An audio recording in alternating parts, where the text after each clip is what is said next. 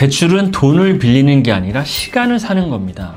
여러분, 생애 최초 기여에 대해서 많이 언급을 드렸는데 오늘은 구체적인 사례를 가지고 한번 같이 고민을 해보겠습니다. 생애 최초가 좋은 건 알겠는데 언제 써야 되냐, 이런 고민이 제일 크거든요. 근데 이 고민은 누가 제일 많이 하냐면 결혼하신 분들이 제일 많이 합니다. 혼인신고를 할까 말까, 이게 고민이 너무 많아요. 우리가 결혼을 하면 혼인신고는 당연한 거였잖아요. 그냥 수순이었잖아요. 혼인신고하고 결혼을 하기도 하고 결혼하자마자 그냥 혼인신고도 하고 그냥 고민이 없었는데, 자, 사회 제도 자체가 혼인신고를 하게끔 하나요, 안 하게끔 하나요? 여러분 생각해봐요. 우리가 결혼을 하게 되면 1 플러스 1은 2잖아요. 근데 1 플러스 1이 0이 되거나 1이 되는 경우가 너무 많아.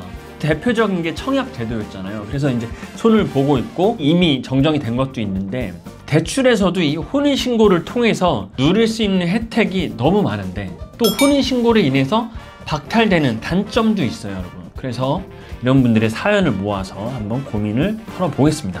오늘 이 영상이 혼인신고 안 하신 부부들께 엄청난 도움이 되실 거예요. 잘 들어보세요, 끝까지. 충군님 안녕하세요. 전세 거주하고 있고 내년에 전세 만기되는 신혼부부입니다. 혼인신고 하지 않았고 당사자인 와이프인 제가 생애 최초입니다. 남편은 구입 이력이 있어서 생애 최초가 불가능하고 현재는 무주택입니다. 현재는 경기도 남부지역에 거주 중인데요. 무슨 일이 있어도 올해 매매를 할 계획입니다. 혼인신고를 하면 남편의 구매 이력이 있기 때문에 생애 최초가 아니게 돼요. 그죠? 근데 혼인신고를 또 안 하면 소득이 적어져. 여러분, 우리 DSR에서 소득이 굉장히 중요한데 부부인 경우는 소득 합산을 할 수가 있어요. 물론 부채도 합산하나 이 합산할 수 있는 기준이 뭐예요? 혼인신고를 해야 돼. 자, 그러면 이분들이 고민하는 포인트 이거예요. 혼인신고를 하면 생애 최초가 아니게 되고 혼인신고를 그래서 안 하자고 하니 소득이 적어져서 대출 한도가 줄어들어. 어떻게 하면 좋을까요? 저는 생애 최초 대출과 남편의 신용대출까지 합쳐서 최대로 대출 한도를 알고 싶습니다. 자, 이게 굉장히 살아있는 현장에서의 많이 나오는 사례입니다. 자, 그러면 혼인신고를 하게 되면 어떻게 돼요?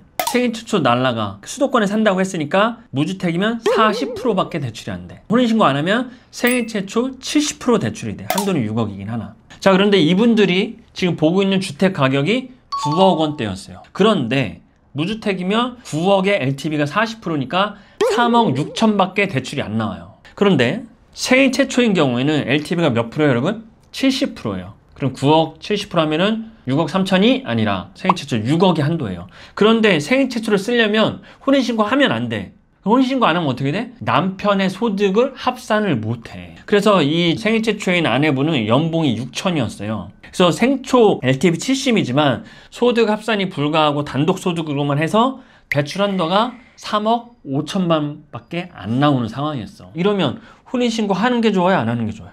그게 그거잖아. 똑같이 3억 5천 밖에 안 나오잖아. 그죠? 자, 그러면 아무리 고민을 하고 여기저기 물어보고 공부를 하더라도 이 상황을 어떻게 해야 되냐. 가고 싶은 단지는 9억대인데 지금 한 1억에서 1억 5천 정도 빈다. 이걸 어떻게 마련을 해야 될까? 신용대출로 메꾸는 것도 한계가 있다고. DSR을 많이 차지하니까. 자, 그러면 제가 이렇게 솔루션을 드렸습니다. 잘 보세요, 여러분. 엄청나게 많은 꿀팁들이 나갈 거고 이거를 이해하게 되면 여러분의 예산이 5천, 1억, 2억까지 늘어날 수가 있습니다. 자, 생애 최초를 최대한 활용하는 게 좋은데 이분들의 상황을 보면 주담대 은행의 선택을 1금융권이 아니라 2금융권으로 가세요. 제 채널 영상에 보시면 2금융권의 장점들을 모아놓은 영상들이 있습니다. 여러분, DSR이라는 제도는 1금융권에서 40%지만 2금융권, 단위농협, 수협, 신협, 말금고, 대표적으로 보험사 가면 DSR이 얼마나 늘어나요? 50%만큼 늘어납니다. 10%만큼 늘어나는구나. 뭐 그러네. 보험사 2금융권에서 주담대 받으면 안 좋은 거 아니야? 대부분 이렇게 생각합니다. 그런데 DSR 50으로 플러스 10이 늘어나는 효과가 얼마나 큰지 눈으로 확인하게 되면 생각이 달라질걸. 자, DSR 50으로 확인을 하게 되면 연봉 6천 기준 주담대가 얼마나 많이 나오냐? 1억이 늘어납니다. 1억. 이분 3억 5천이었잖아요. 그런데 4억 5천이 늘어나요. 1억이 늘어난다고. 제가 간단하게 2금융권 받으러 가세요. 이 한마디만으로도 여러분의 시야가 늘어나면서 1억이 예산이 증가하는 거예요. 이게 여러분 불법적인 방법이에요? 아니면 규제를 우회한 거예요? 절대 아니에요. 합법적인 틀 안에서 이금융권 DSR50을 활용함으로 인해서 1억이 늘어나잖아. 총무님 그러면 그건 알겠는데 보험사 주담대 나쁜 거 아니에요? 신용점수 떨어지는 거 아니에요? 자, 이금융권도 똑같은 은행입니다. 보험사도 금융 영업을 해요. 그러면 이금융권에서 신용대출을 받으면 금리가 대부분 높아요. 1금융권보다. 이러면 영향이 있을 수 있어요. 나의 신용점수에. 그러나 우리가 받는 거는 아파트 담보대출. 대한민국에서 가장 안전한 담보가 뭐예요? 아파트잖아요. 아파트. 그래서 아파트를 안전하게 담보를 하기 때문에 이금융권에서도 주담대 금리가 1금융권과 비슷합니다. 지금 주담대 금리가 1금융권에 4% 내외하는데 보험사 가면 4.1, 4.2예요. 여러분 이게 높다고 할 수 있어요? 심지어 뭐 프로모션에 걸리거나 어떤 부수거래 조건을 채우면 하나은행, 신한은행 1금융권보다 낮아 보험사가. 이걸 어떻게 알아요? 정보의 싸움이에요. 우리가 대출도 잘 받아본 적 없다고 그러고 그래서 은행만 받아야 돼. 은행이 안전해. 이게 아니라 이금융권에서도 이렇게 선택지가 많잖아. 그래서 이 보험사들도 은행 대출 상품 프로모션을 합니다. 은행이 막 집중하고 있을 때 보험사도 영업을 해야 되니까 프로모션을 걸려서 그러면 금리도 저렴하게 1억을 더 받을 수가 있잖아.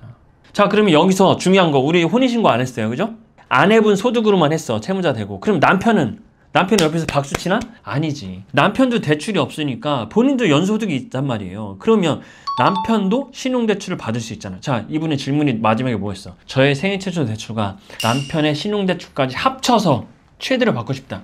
자, 그러면 주담대 이금융권을 통해서 1억의 예산 증가가 있고 신용대출을 합쳐서 5천 이상의 예산이 더 늘어났어. 그럼 보수적으로 잡아도 1억 5천의 예산이 늘어났단 말이에요. 이분이. 어떻게 해서? 대출의 정보를 제대로 파악하고 리스크를 점검함으로 인해서. 그러면 1억 5천으로 더 좋은 집 살 수 있는 거 아니에요? 그렇죠? 자, 그러면 이렇게 해서 솔루션을 드렸는데 이분들께서 이제 얘기하시는 게 그럼 대출을 저는 처음 받아보는데 어떻게 알아봐야 되나요? 자, 이금융권 주택담보대출 특히 이제 보험사는 상담사를 통해서 알아보거나 보험사 콜센터 전화해야 돼요. 왜냐면 콜센터 통해서도 약관대출하는 업무 쪽에서 이제 주담대도 같이 하거든요. 그렇게 알아봐야 되고 이게 어려우면 상담사의 힘을 네트워크를 활용을 해서 그분들에게 의뢰를 해도 됩니다. 나 정확히 얘기를 해야지. 나는 소득 합산 안 하고 무주택으로 DSR50 다 채워야 된다. 좋은 조건 찾아주세요. 이런 형태로 해야죠.